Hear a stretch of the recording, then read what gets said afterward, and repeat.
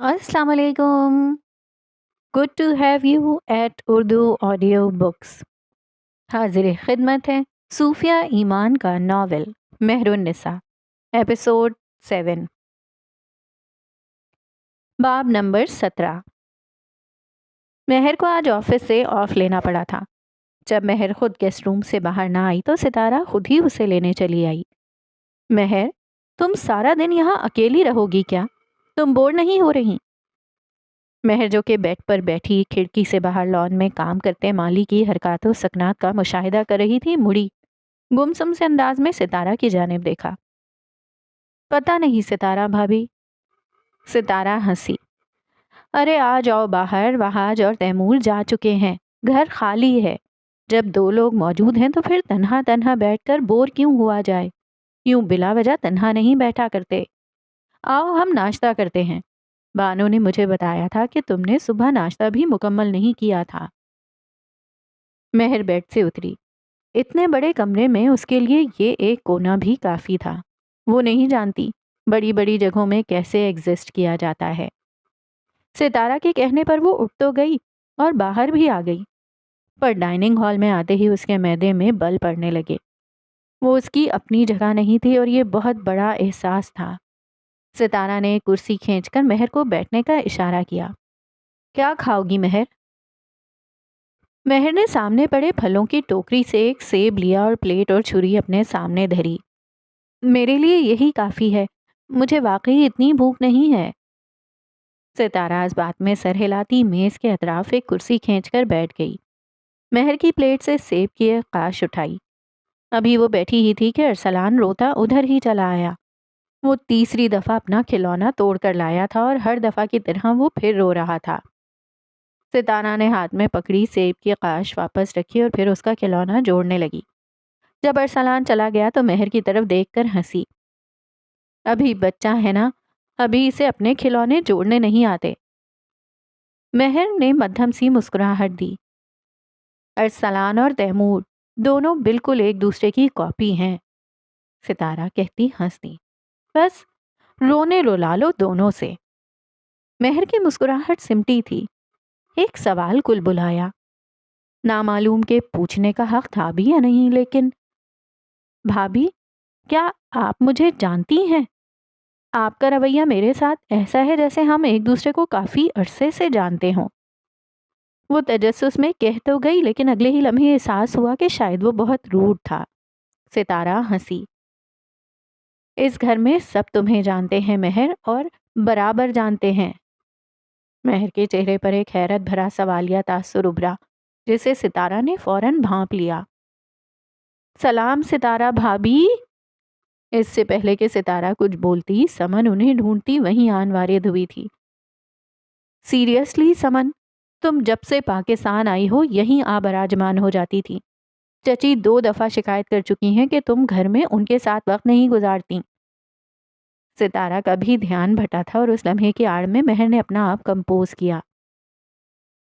महर को देखकर समन की ब्रेक लगी। पहले हैरत से मुंह खुला का खुला रह गया, फिर एकदम माथे पे ढेरों सवाल धर आए। मेहरुन्निसा मीर अभी तक यहाँ मौजूद है? क्या मैं ख्वाब देख रही हूँ? क्या यह कोई मौजज़ा है? थोड़ी हैरत के साथ ज्यादा ओवर एक्टिंग उरूज पर थी। सितारा ने समन को घूरा। समन ने जवाबन बत्तीसी निकाली और महर के बराबर कुर्सी खींचकर आन बैठी। ये महर का ही घर है, वो जब तक चाहे यहाँ रुके और जाए। मैं क्या कह रही हूँ समन, तुमने मेरी बात सुनी या नहीं? तो भाभी, ये मेरा भी घर है। अम्मी को तो आप रहने ही दें। इतनी परवाह होती ना उन्हें तो आज फिर सुबह सुबह अपने दोस्तों के साथ कहीं गायब ना होती। सितारा कुछ कह रही थी, लेकिन समन ने वो डपट बात के लिए बचा रखी। दिमाग में महर को देखकर एक नई स्कीम चल रही थी। महर, वेट, तुम्हें मेरे साथ कहीं चलना है। फिर महर का बाजू पकड़ती झट से बोली। महर की भवें सुकड़ी। समन की जानिब देखा। मैं अभी यहाँ से कम्युनिटी चौक जाऊंगी, तुम भी मेरे साथ चलो, मजा आएगा। कम्युनिटी चौक एक वसी चौक है जिसके अतराफ में सोशलाइजिंग करने के बहुत से स्पॉट्स हैं, जहाँ तकरीबन हर तरह के इंसान के लिए किसी न किस्म की जगह ज़रूर है। महर जानती थी, लेकिन वो कभी कम्युनिटी चौक नहीं गई थी। وہاں لوگ عموماً اپنے دوستوں کے ساتھ جاتے ہیں یا پھر وہاں پر جا کر اپنی طرح کے نئے لوگوں میں دوستیاں ڈھونڈتے ہیں، اور دوستی جیسا موضوع کبھی مہر کی ترجیح رہا ہی نہیں۔ پر مہر، تیمور نے تمہارے اکیلے جانے، کہیں بھی جانے سے منع کیا ہے، ستارہ فکر مندی سے بولی۔ سمن کی آنکھیں پھیلیں۔ بھابھی، کیا آپ کو میرا 5 فٹ 6 انچ کا وجود دکھائی نہیں دے رہا؟ کس نے کہا مہر اکیلی ہے؟ میں چلوں گی، مہر نے اٹھتے ہوئے کہا۔ تیمور مہر کے گھر کے سامنے موجود تھا۔ پرسوں رات کے بریک ان کے بعد تیمور کسی قسم کی ہنگامی کارروائی نہیں کرنا چاہتا تھا جو ہمسایوں کی توجہ کھینچنے کا باعث بنتی۔ مہر کبھی کہے گی نہیں، لیکن وہ جانتا تھا یہ مہر کا ضروری مطالبہ ہوگا۔ وہاں دروازے پر ایک تیز پرفیوم کی بو تھی، سستا پرفیوم، جیسے کوئی وہاں کھڑا رہا ہو اور ابھی ابھی گیا ہو۔ تیمور کی یادداشت میں کچھ ابھرا۔ اس نے یہ بو کہاں اور کب سونگھی تھی؟ ایک شک۔ تیمور مہر کے پورشن میں آیا، پھر نئے سرے سے پورے لاؤنج کی تلاشی لی۔ کل پولیس وہاں تعاقب کار کے کچھ خاص نشان نہیں ڈھونڈ پائی تھی، پر تیمور کو یقین تھا کہ کچھ نہ کچھ تو ہوگا۔ ایسا نہیں ہو سکتا کہ ایک جیتا جاگتا انسان اپنے پیچھے اپنی موجودگی کا کوئی ثبوت نہ چھوڑ کر جائے۔ سوچ میں مگن پیر کانچ کے ٹکڑے پر آیا۔ احساس ہوا کہ ٹوٹے فش بول کا ٹوٹا کانچ ابھی تک وہاں ایسا ہی بکھرا پڑا تھا۔ تیمور نے اپنے ہاتھوں پر دستانے چڑھائے اور کسی احتیاط سے وہ کانچ فرش پر سے صاف کرنے لگا، اور تبھی اس کی نگاہ صوفے کے نزدیک اختتام پر ایک گلابی نکلی ناخن پر پڑی۔ تیمور نے وہ ناخن اٹھایا۔ وہ 100% یقین سے کہہ سکتا تھا کہ مہر نقلی ناخن کا استعمال نہیں کرتی، اور مہر کے گھر میں مہر کے علاوہ کوئی نہیں آتا۔ تیمور نے ایک پیکٹ نکالا اور وہ ناخن اس میں ڈال کر سیل کیا۔ کمیونٹی چوک، جو کہ ایک تاریخی حیثیت کے ساتھ شہر کے عین مصروف ترین وسط میں موجود ہے۔ وہاں فوڈ اسٹریٹ سے لے کر گیمنگ زون، لٹریری ایریاز سے لے کر کلچرل کلبز، کانسرٹس اور دیگر سامان تفریح اور سوشلائزنگ کے اسپاٹس تھے۔ دن ابھی کھڑا تھا، سو وہاں دن کے مطابق اسپاٹس پر زیادہ لوگوں کی موجودگی تھی، جیسا کہ کلبز، فوڈ اسٹریٹ اور گیمنگ زون۔ مہر سمن کے ساتھ چوک کے آغاز پر گاڑی سے اتری تھی اور پھر سمن کے ہمراہ اس الگ دنیا میں داخل ہوئی۔ وہ دونوں ایک طرف موجود کمیونٹی ہال میں داخل ہوئی تھیں، جو کہ باہر سے دکھنے میں کسی تاریخی لائبریری کی مانند معلوم ہوتا تھا۔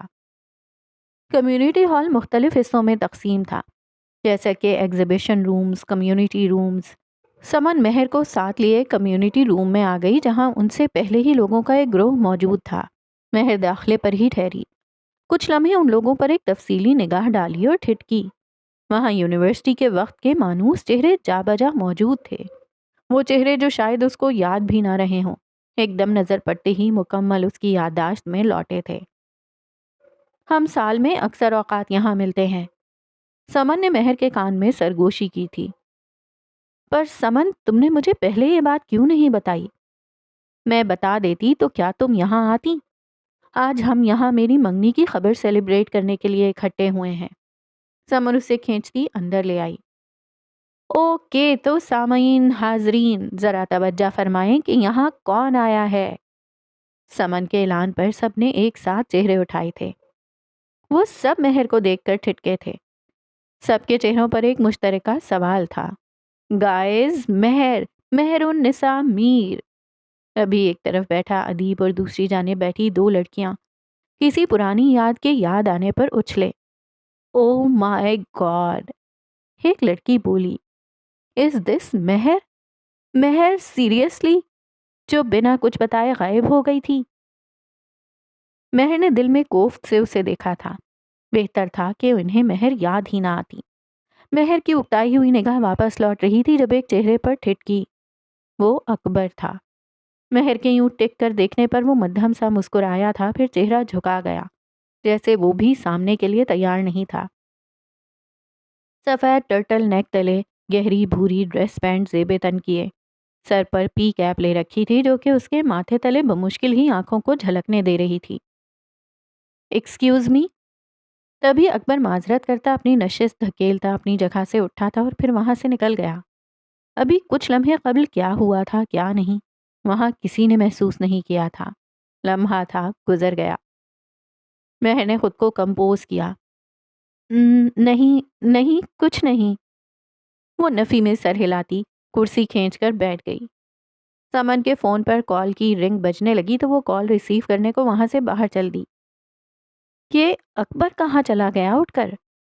اس کی غیر موجودگی کا احساس پا کر پوچھا تھا۔ کب سے؟ تو تم لوگ میری اس کی 2 شادیوں پر اس کا مذاق اڑا رہے ہو؟ آخر کو اسے بھی غصہ آنا ہی تھا۔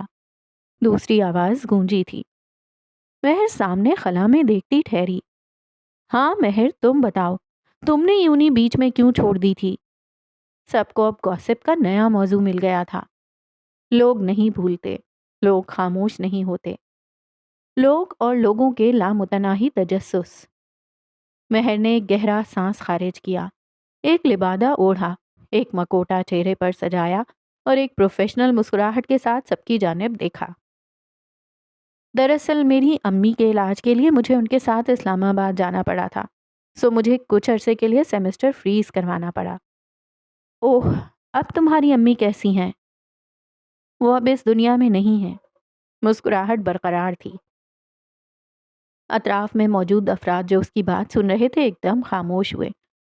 اوہ I am really very sorry. No it's completely fine. Mehr نے ہنستے ہوئے ہاتھ ہوا میں جھلایا۔ تو پھر اب تمہاری لائف میں کیا چل رہا ہے؟ کیا وہ یہ بتائے کہ وہ ایک عدد عاشق تعاقب کار کے ہاتھوں خوار ہے، یا یہ کہ وہ آج آفس سے چھٹی پر ہے؟ کچھ خاص نہیں، روٹین لائف ہے، جاب ہے۔ تم ابھی تک سنگل ہو؟ کہیں کمٹمنٹ وغیرہ نہیں ہے؟ نو، آئی پریفر بینگ سنگل۔ مہر نے مسلسل مسکراہٹ کے ساتھ کہا، اور پھر بات سے بات نکلتی گئی حتیٰ کہ سمن واپس آئی۔ تیمور کی کال تھی، تمہارے باہر اکیلے جانے پر ناراض ہو رہا تھا۔ سیریسلی؟ مطلب تم سب کو میں دکھائی کیوں نہیں دے رہی؟ یار میں نے جوڈو سیکھ رکھا ہے۔ سمن اس کے برابر میں بیٹھتی بڑبڑائی تھی، اور تب مہر کو یاد آیا کہ وہ اپنا فون تو چارجر پر ہی بھول آئی تھی۔ باتیں چلتی رہیں۔ وہ سب ایک دوسرے میں ایسے گھلے ملے ہوئے تھے جیسے ہمیشہ سے ہی ایک دوسرے کو جانتے ہوں، پر مہر ان کے وجود کے اندر جھانک سکتی تھی۔ وہ ایک طرح کی فرسٹریشن ریلیز گیدرنگ تھی، جہاں ہر کوئی اپنی اپنی کہانی کے ساتھ، جس میں وہ خود سب سے بڑا مظلوم ہے، وہاں موجود تھا۔ اس گیدرنگ میں توثیق تھی، ہمدردی تھی، جیسا کہ ایک سطحی انسان خواہش کرتا ہے۔ مہر کچھ دیر بعد خاموشی سے وہاں سے اٹھ کر باہر آ گئی۔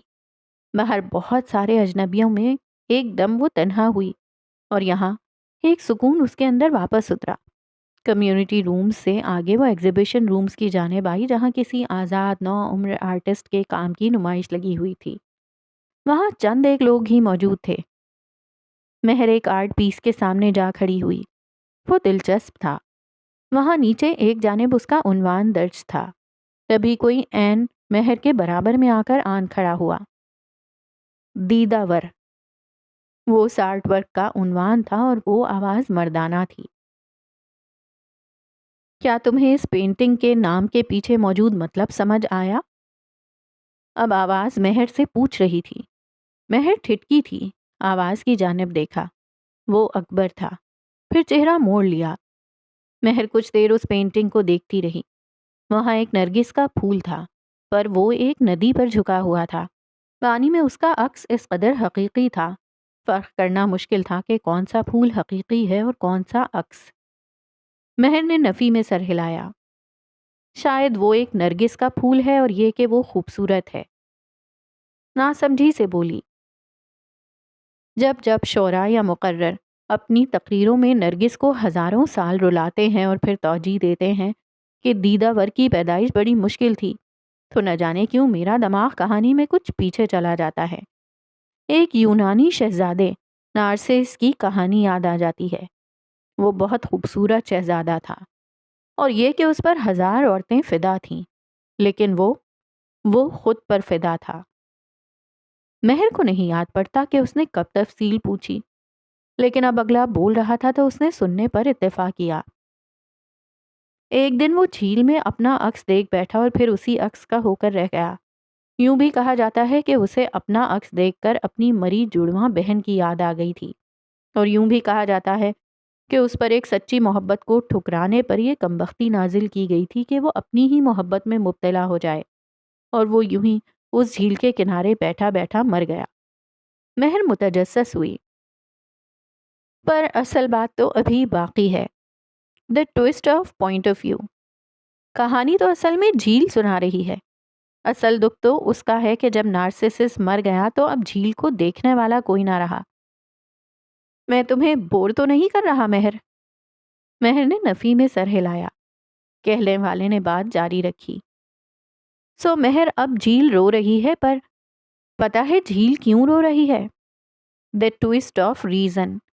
کیونکہ جھیل کو اس شہزادے کی نظروں میں اپنا عکس نظر آتا تھا جو کہ اب اسے مزید دیکھنے کو نہیں ملے گا، اور نارسسس کے مردہ وجود پر ایک پھول کھلا جو کہ آج نرگس کے پھول سے مانا جاتا ہے، اور وہ پھول بھی غمگین ہے۔ نرگس ایک بینائی سے محروم غمگین پودا ہے۔ اب اس پودے کے پاس آنکھ نہیں، اور وہ جھیل میں اپنا عکس نہیں دیکھ سکتا، اور جھیل واپس اس میں اپنا عکس نہیں دیکھ سکتی، اور یہاں ان کی اس محبت نے انہیں ایک عجیب تنہائی میں ڈال دیا ہے۔ میں نے اس سے پہلے محبت کی ایسی تعریف نہیں سنی۔ مہر متاثر معلوم ہوتی تھی۔ کہنے والے نے اسبات میں سر ہلایا، بات جاری رکھی۔ مجھے لگتا ہے ہم نے محبت کو بہت چھوٹے چھوٹے معنوں میں بانٹ رکھا ہے۔ وہ دونوں وارفتگی سے ایک دوسرے کو دیکھتے تھے، اور انہیں ایک دوسرے میں اپنا اپنا عکس دیکھتا تھا۔ میں خیال کرتا ہوں کہ شاید محبت سکھاتی ہے۔ محبت میں محبوب سے محبت نہیں ہوتی، محبت میں محبوب کو آپ کی محبت سے محبت ہوتی ہے۔ شاید محبوب کو آپ میں اپنا آپ دکھتا ہے، پھر کچھ ہے جو ان دونوں کو ایک کر دیتا ہے، اور فرق کرنا مشکل ہو جاتا ہے کہ حقیقت میں کون کون ہے۔ وہ دونوں ایک دوسرے کی صریح تشبیہ بن جاتے ہیں۔ اب یا تو انڈرسٹینڈنگ ہے جو دونوں دیدہ وروں کو باندھ دیتی ہے، مطلب اگر ایک دوسرے کی آنکھ میں دیکھنے والے عکس کو ہم انڈرسٹینڈنگ کے لیے محاورتاً استعمال کریں، اور یہ نہیں تو پھر… اکبر خاموش ہوا۔ مہر ابھی تک اس پینٹنگ کو دیکھ رہی تھی، اور پھر جیسے ایک دم اس کے عنوان کے پیچھے موجود مطلب سمجھ آنے لگا۔ اس کے دماغ میں ایک عکس ابھر رہا تھا، کانوں تلے ایک تپش پھیل رہی تھی۔ آنیسٹلی، مجھے محبت انتہائی درجے کا نارسسزم لگتا ہے، اور پھر میں نارسسزم کو ایک نئے رخ پر دیکھنے لگتا ہوں۔ نارسسزم بھی نارسسس کی کتھا سے اخذ شدہ ایک انسانی برتاؤ ہے۔ اس کی بات ابھی جاری تھی، وہ دلچسپ تھی، لیکن کہنے والے کو خاموش ہونا پڑا تھا۔ قصہ خانی میں قصے کو عین نقطۂ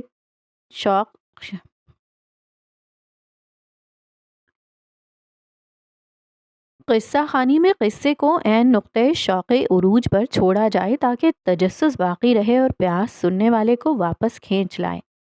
کہنے والے نے اپنے تئیں کہہ کر گفتگو مکمل کی۔ مہر مسکرائی تھی۔ سمن مہر کو ڈھونڈتی اسی جانب آ رہی تھی۔ تم ایک لکھاری ہو، نہیں؟ مہر نے اس پورے وقت میں ایک ہی بات بولی تھی۔ کہنے والا ٹھٹکا، پھر ہنسا۔ کیوں؟ کیا سارے لکھاری اتنا ہی بولتے ہیں؟ نہیں، لکھاریوں کو لفظوں کے پیچھے دوہرے مطلب چھپانے میں مزہ آتا ہے۔ آئی ایم ریئلی سوری مہر، اگر میں نے تمہیں غیر آرام دہ کیا ہو۔ کتاب ابھی تک اس کے ہاتھ میں پکڑی تھی جسے اس نے انگلی دے کر بند کر رکھا تھا۔ نہیں، ایسی کوئی بات نہیں ہے، آئی ایم فائن۔ اگر وہ ابھی تھوڑی دیر پہلے کا ذکر کر رہا تھا تو مہر کو دور دور سے اس سے کوئی فرق نہیں پڑا تھا۔ آئی ہوپ کہ آئندہ بھی اگر ہمارا سامنا ہو تو میں کسی قسم کی بدمزگی کا باعث نہ بنوں۔ ایسی کوئی بات نہیں ہے۔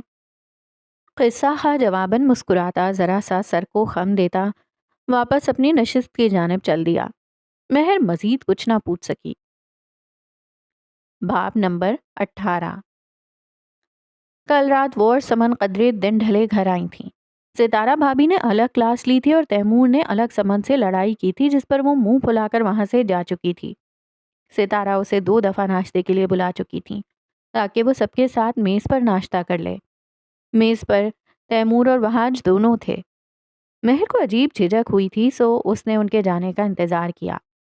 مہر کا ابھی تک تیمور کے بڑے بھائی ستارہ کے شوہر وہاج سے سامنا نہیں ہوا تھا، نہ جانے کیوں اس کے دماغ میں وہاج کا ایک سخت پسیلا سا تاثر تھا۔ ملازمین وہاج کے بارے میں ایسے ہی بات کرتے تھے۔ ملازمہ تیسری دفعہ آئی تھی۔ مہر باجی، ستارہ باجی کہہ رہی ہیں کہ آپ ان کے ساتھ کچن میں ناشتہ کر لیں، وہ آپ کا انتظار کر رہی ہیں۔ تیسری دفعہ انکار کرنا اب ذرا مشکل لگا، سو وہ اٹھ ہی گئی۔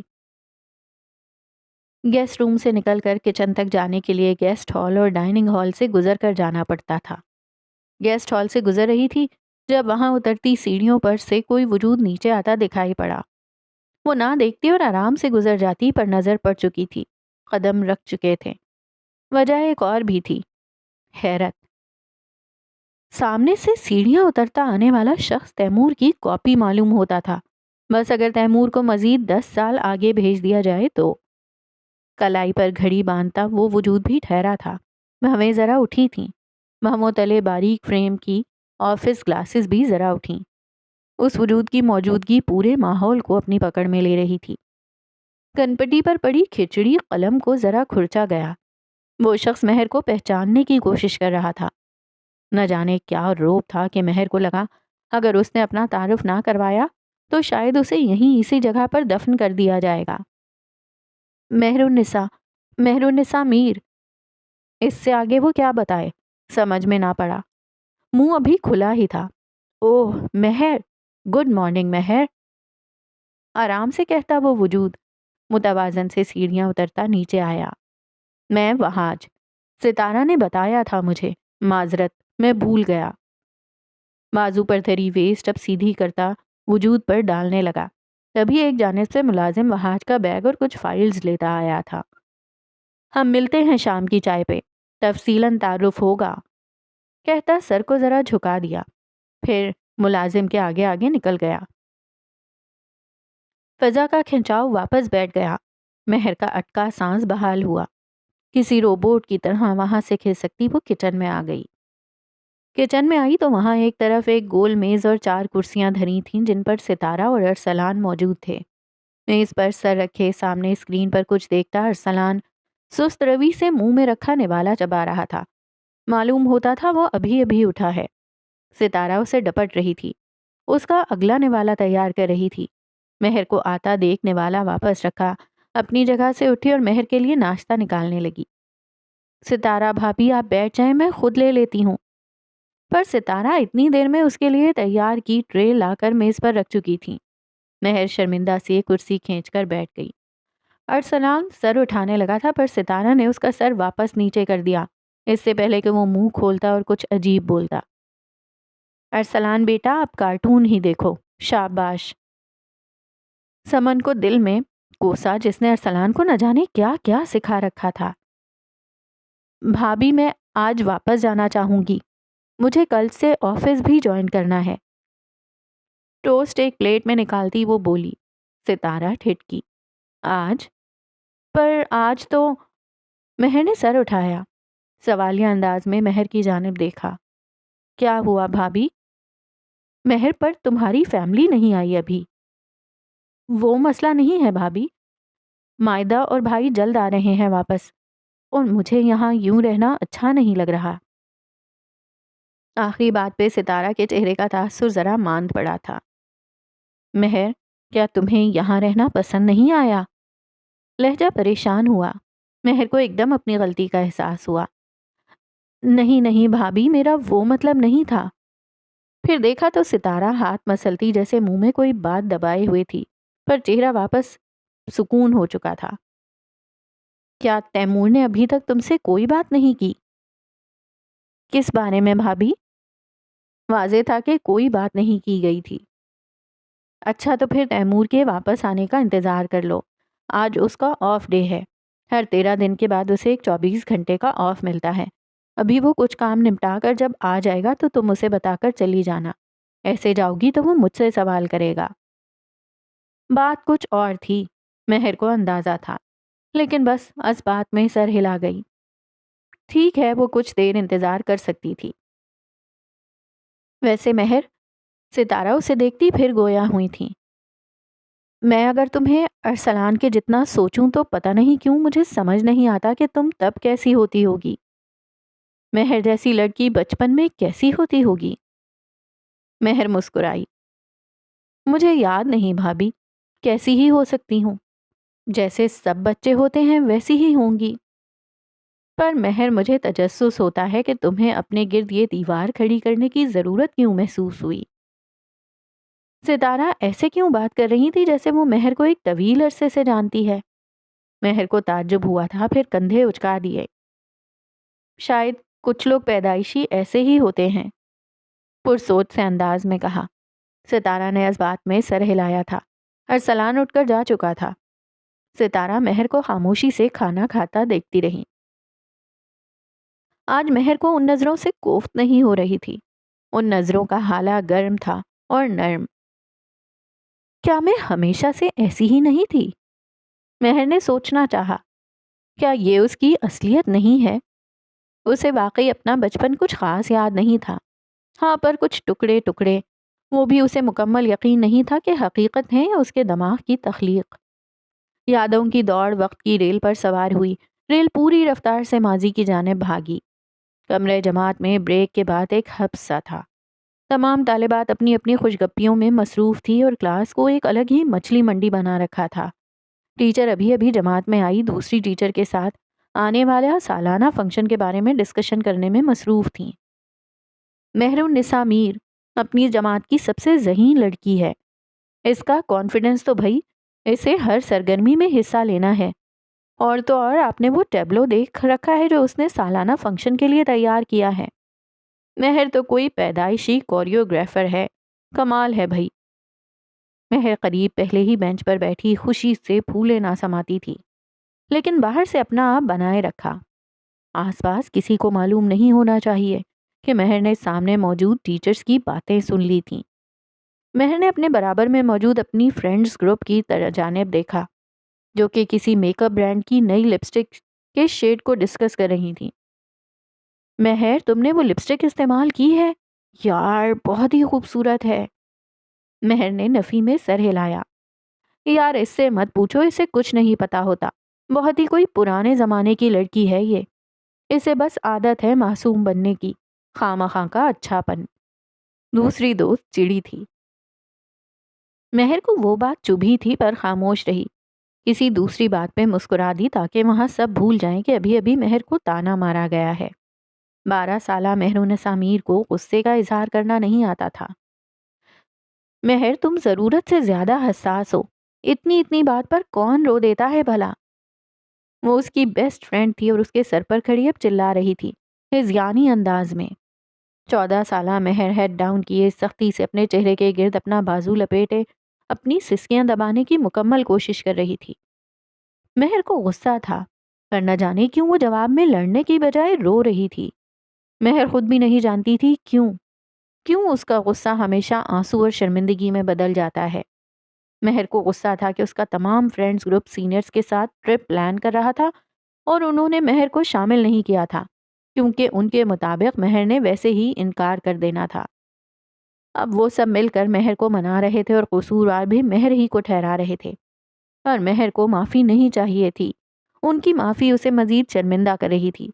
وہ وہاں سے غائب ہو جانا چاہتی تھی یا پھر باقی سب کا غائب ہو جانا چاہتی تھی، پر کوئی بھی غائب نہیں ہوا. وہ سب تھک کر مہر کو اس کے حال پر چھوڑ کر واپس اپنی سرگرمیوں میں مشغول ہو گئے اور مہر مارے شرمندگی کے کلاس کے اختتام تک سر نہیں اٹھا پائی. اگر مہر کی زندگی کو کوئی ایک رنگ دیا جائے تو وہ شرمندگی کا رنگ ہوگا. مہر کی چھوٹی سی زندگی میں بہت بڑی شرمندگی تھی. مہر نے ان سب کو ہنسی مذاق کرتے سنا تھا. وہ اب کسی نئی ڈسکشن پر بڑھ چکے تھے. کچھ تھا جو سب جانتے تھے اور مہر نہیں. اور 14 سالہ مہر کو پورا یقین تھا کہ بائی ڈیفالٹ کچھ ہے جو صرف مہر النساء میر کے بارے میں غلط تھا. مہر یار، تم کسی ایکٹیویٹی میں حصہ کیوں نہیں لے رہی؟ مزہ آئے گا یار، میموریز بنیں گی. مہر کی دوست مسلسل اسے منا رہی تھی کہ وہ بھی اس کے ساتھ قوالی پرفارمنس میں حصہ لے. کالج کا پہلا سالانہ فنکشن قریب تھا. آج کل اسٹوڈنٹس اسی کی تیاریوں میں مصروف تھے. 16 سالہ مہر ایک گال اپنی ہتھیلی پر ٹکائے اور دوسرے ہاتھ سے سامنے موجود رجسٹر پر مسلسل کچھ لکیریں کھینچتی بس ہوں ہاں کرنے میں مصروف تھی. اس کی دوست نے پھر اسے جھنجھوڑا. باقی کا گروپ بھی اب اس کی جانب متوجہ تھا۔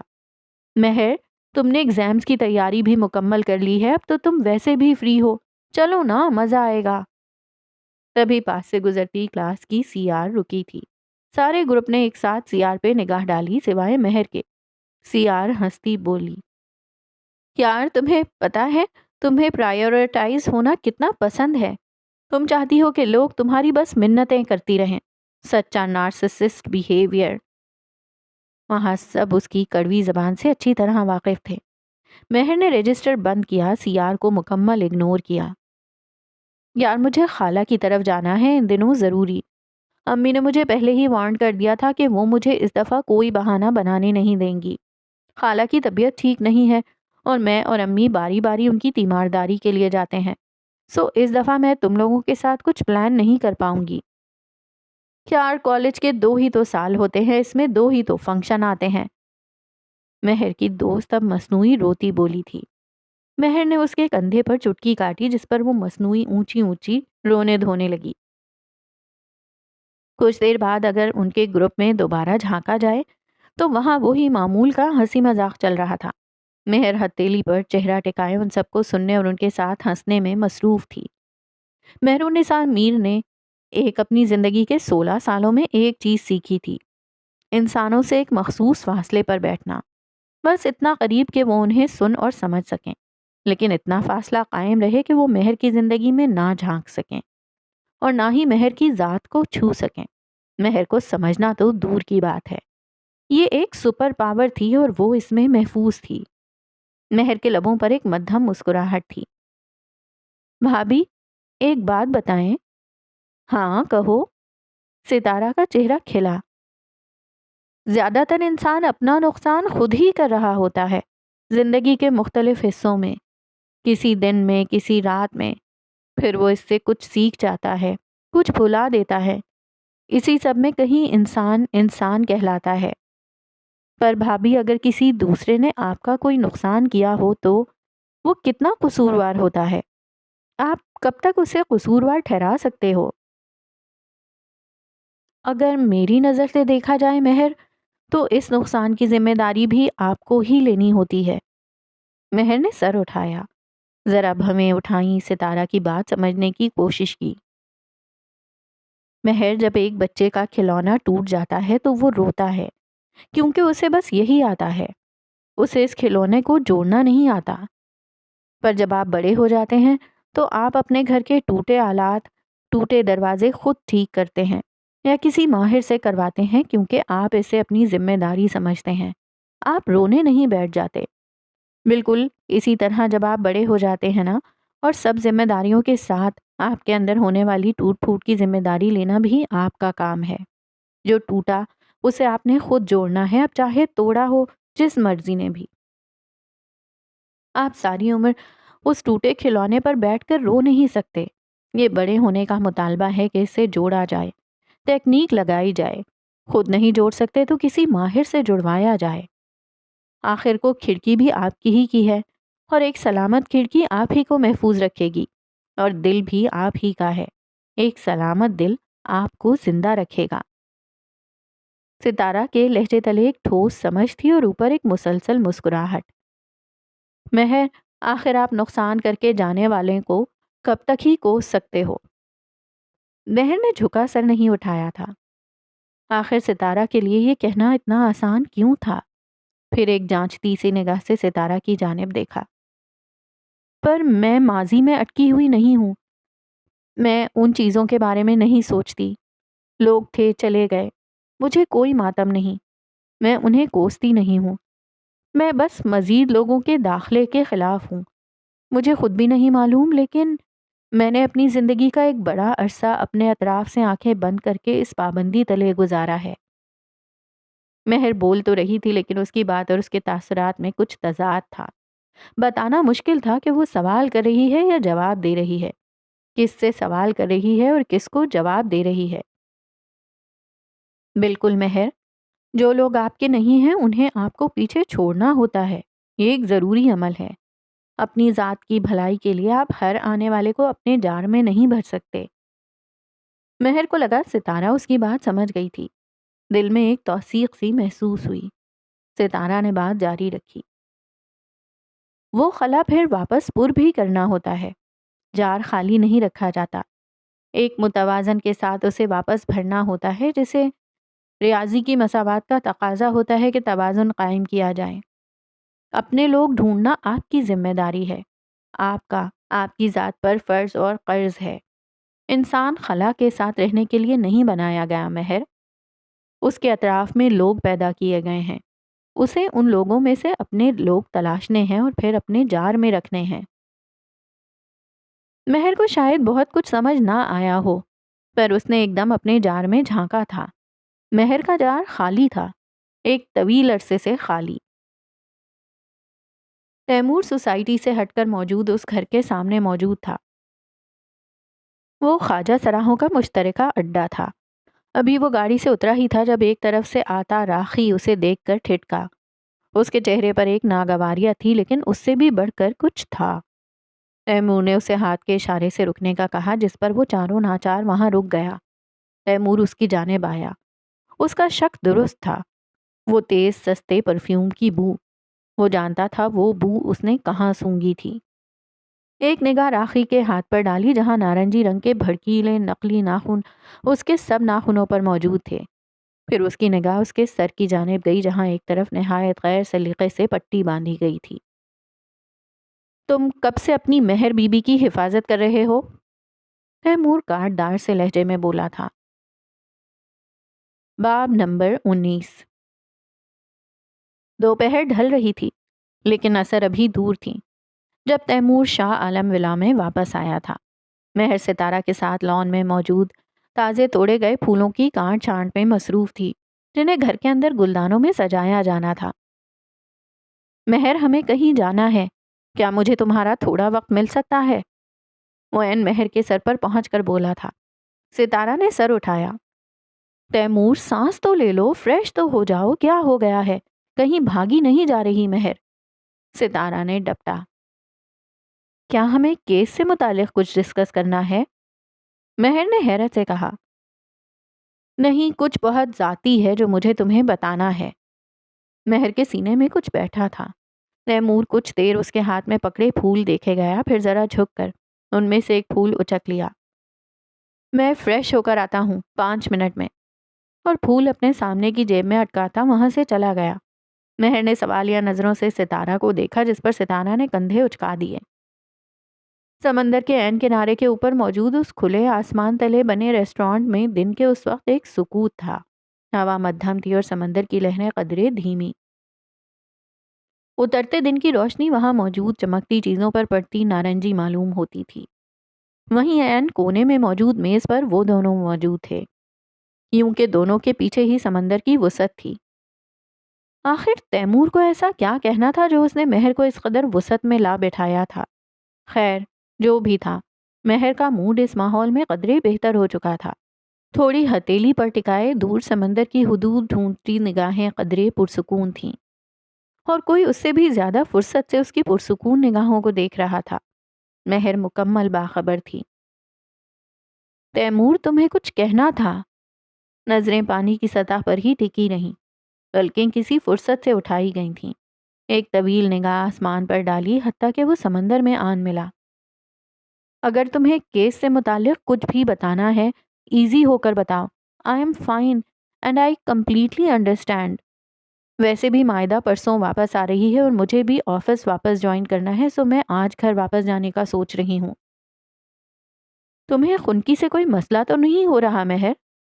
مہر ٹھٹکی۔ نہیں، آئی ایم فائن تیمور، بلکہ یہاں کا موسم قدرے بہتر ہے۔ دراصل تمہیں خنکی پسند نہیں ہے نا؟ تمہیں کیسے پتا تیمور؟ وہ ہنسی، نظریں ابھی بھی کہیں دور ہی ٹکی تھیں۔ کیونکہ اس رات تم بون فائر سے جلدی اٹھ کر اندر چلی گئی تھیں، یہ کہہ کر کہ تمہیں خنکی میں زیادہ دیر بیٹھنا پسند نہیں ہے۔ وہ کس بون فائر کی بات کر رہا تھا؟ مہر نے ایک سوالیہ سے نگاہ اس پر ڈالی۔ کیا وہ یونی کے وقت کی بات کر رہا تھا؟ پتہ نہیں، کیونکہ اگر مہر نے ایسا کہا بھی ہوگا تو وہ کوئی ایسی بات نہیں جو یاد رکھی جائے، اور یہ کہ وہ 100% ایک جھوٹ ہی ہوگا۔ مہر نے ایک گہرا سانس لیا۔ اب کہ سیدھی ہوتی، ہاتھ اپنی گود میں رکھ لیے۔ تیمور کیا پتا وہ بس ایک جھوٹ ہو، ایک بہانہ ہو۔ بات ہوا میں اڑائی تھی۔ مہر مجھے یقین کرنے سے غرض ہے، اور بس یہ کہ وہ بات تمہارے منہ سے نکلی ہو۔ سچ جھوٹ پر کوئی سوال نہیں۔ مہر کا ہاتھ جو کہ فون کی طرف بڑھ رہا تھا ہوا میں ہی ٹھٹکا۔ تیمور نے ٹیک چھوڑی، کوہنی میں اس پر ٹکائی، تھوڑی ہتھیلی پر جمائی، یوں کہ اس کی انگلیاں اس کے ہونٹوں کو ڈھانپ رہی تھیں۔ مہر البتہ میز سے پیچھے ہوئی تھی۔ مہر، انتظار انسان کے ساتھ کچھ کر دیتا ہے۔ مجھے ڈر ہے کہ میں کہیں اس کا عادی نہ ہو جاؤں۔ مہر کا چہرہ سراپا سوال تھا۔ تمہیں کس کا انتظار ہے تیمور؟ مہر النساء میر کا۔ دور کہیں ایک ماضی میں تیمور نارنجی کرنوں پر نظر ٹکائے اندر ہی اندر پھولا نہ سما رہا تھا۔ سمندر میں شام کی پہلی بلند لہر اٹھی تھی، دوسری مہر کے سینے میں۔ جتنا عرصہ میں نے تمہیں جانا ہے، اس سے زیادہ عرصہ میں نے تمہارا انتظار کیا ہے۔ 1 سال اور 7 سال۔ اس سے اگلے 2 سال تک وہ اس اسپتال کے اس ویٹنگ ایریا میں باقاعدگی سے آیا کرتا تھا۔ اس نے وہاں تنہا بیٹھ کر کئی نارنجی شامیں دیکھی تھیں۔ وہ کہتا کہتا خاموش ہو گیا تھا۔ انگلیوں تلے اس کے لب کچھ چھپا رہے تھے، پر کچھ اوپر موجود نیم و آنکھوں میں کچھ چمکا تھا۔ وہ نمی کی چمک تھی۔ وہ اس کا پردہ نہیں رکھ پایا تھا۔ پھر انگلیوں تلے لبوں سے دبی سی آواز نکلی۔ مجھے لگا تھا میں نے تمہیں اس انتظار میں اخیر چاہا ہے۔ وہ 7 سال کا فاصلہ تھا، پر مہر، آج اس کے منہ سے ادا ہوتا اپنا نام مہر کی سماعت کو اتنا بھاری کیوں لگ رہا تھا؟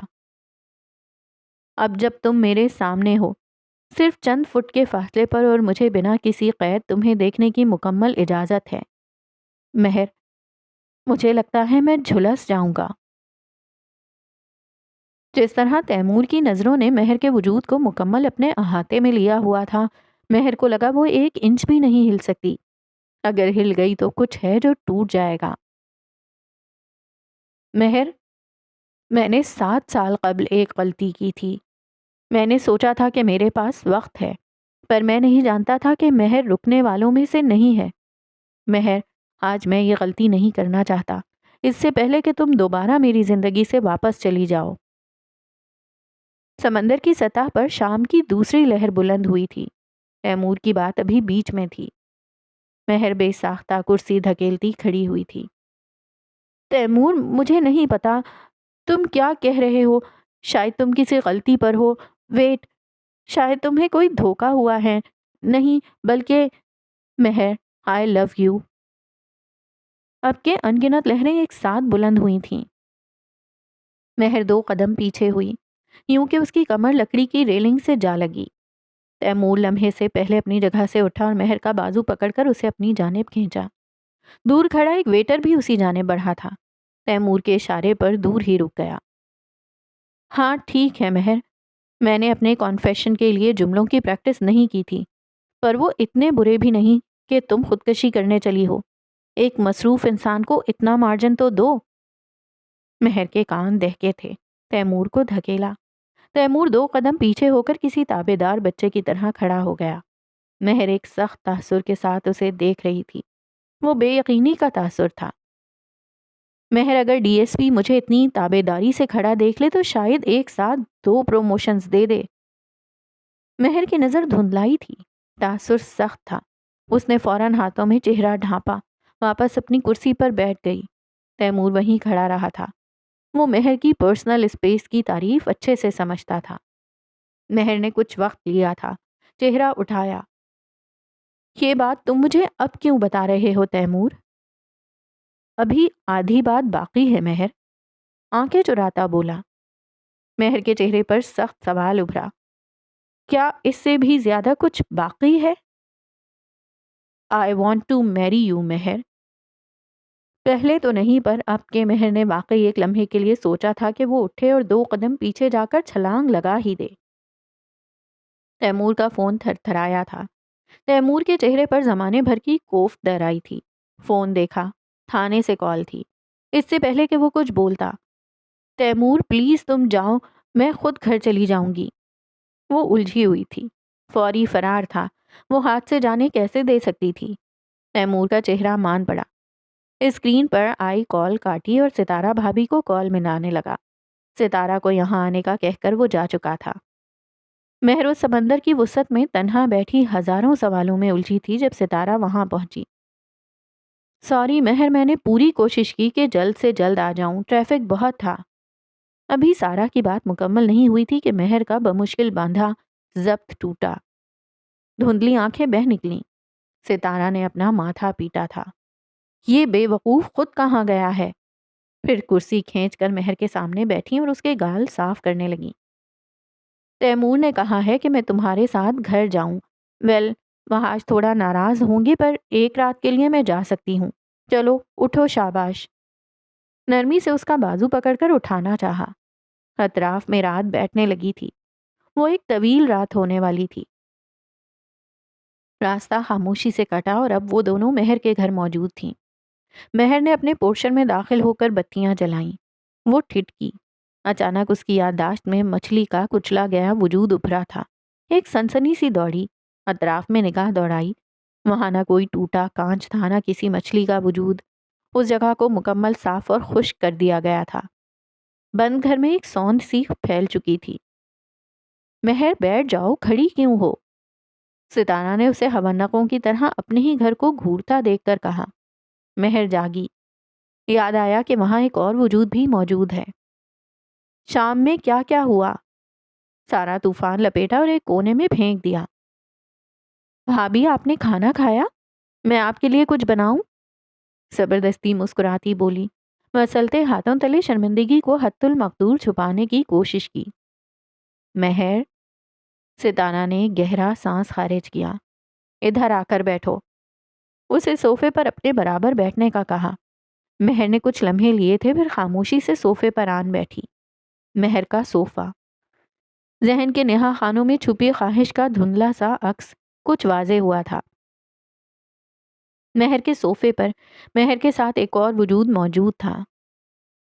تیمور کی طرف سے میں معافی مانگتی ہوں، اس نے جو بھی غلط کہا۔ بھابھی، اس نے کچھ غلط نہیں کہا۔ ستارہ ہنسی۔ تو پھر تم رو کیوں رہی ہو؟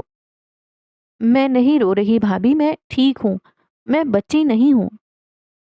مہر، تم نے کہا تھا نا کہ تمہیں یوں محسوس ہوتا ہے جیسے میں تمہیں جانتی ہوں، کہیں بہت پہلے سے۔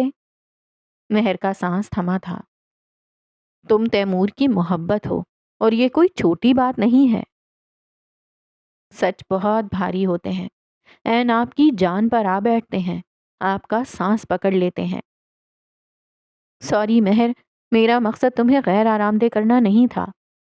ستارہ کو فوراً احساس ہوا۔ مہر کے کان دھکے تھے، پر ستارہ کی بات کے جواب میں نفی میں سر ہلایا۔ مہر نے کچھ وقت لیا، پھر ہمت کر کے منہ کھولا۔ تیمور نے آپ کو میرے بارے میں کیا بتا رکھا ہے؟ شاید میرے سامنے تیمور نے تمہارا ذکر پہلی دفعہ تمہاری یونیورسٹی سے چلے جانے کے بعد کیا تھا۔ جب تم غائب ہو گئی تھی نا، تو تیمور عجیب بے وقوف بن گیا تھا اور میں اس پر ہنستی تھی۔ وہ روتا تھا، ارسلان کی طرح، اور میں اسے سمجھاتی تھی۔ مجھے لگتا تھا لڑک پن کا بخار ہے، اتر جائے گا، اور تیمور کی تو عادت ہے، وہ جلدی رو دیتا ہے۔ مہر کی سانس میں کچھ اٹکا۔ یہ کیسے پردے اٹھائے جا رہے تھے؟ خود بخود اس کے لب کھل گئے۔ آپ مجھ سے نالاں نہیں ہیں؟ جیسے کہ نالاں ہونا بنتا ہے، جیسا کہ مہر ڈیزرو کرتی ہے۔ ستارہ کچھ دیر اس کی جانب دیکھے گئیں، پھر مسکرائیں۔ کچھ عرصہ واویلا کرنے کے بعد پھر تیمور خاموش ہو گیا تھا، اور وہ آج تک خاموش ہے، اور شاید وہ ہمیشہ ہی خاموش رہے گا۔ مہر، اس خاموشی میں نے تیمور کو سنورتے دیکھا ہے۔ ہاں، البتہ اس کے اس سکوت اور خاموشی نے مجھے کئی دفعہ رلایا ہے۔ مہر کے گلے میں ایک گولا سا اٹکا۔ تم پوچھ رہی ہو نا، میں تم سے نالاں کیوں نہیں؟ میں نے کبھی حقیقی مہر کو دیکھا ہی نہیں۔ میں نے تمہیں تیمور کی نظروں اور لفظوں سے دیکھا ہے، اور مہر، ستارہ کچھ دیر ایک بڑی سی مسکراہٹ کے ساتھ خاموش ہوئی۔ مجھے بھی تم سے اتنی ہی محبت ہے جتنی تیمور کو۔ ستارہ نے مہر کے دونوں ہاتھ اپنے ہاتھوں میں لیے، وہ ٹھنڈے تھے۔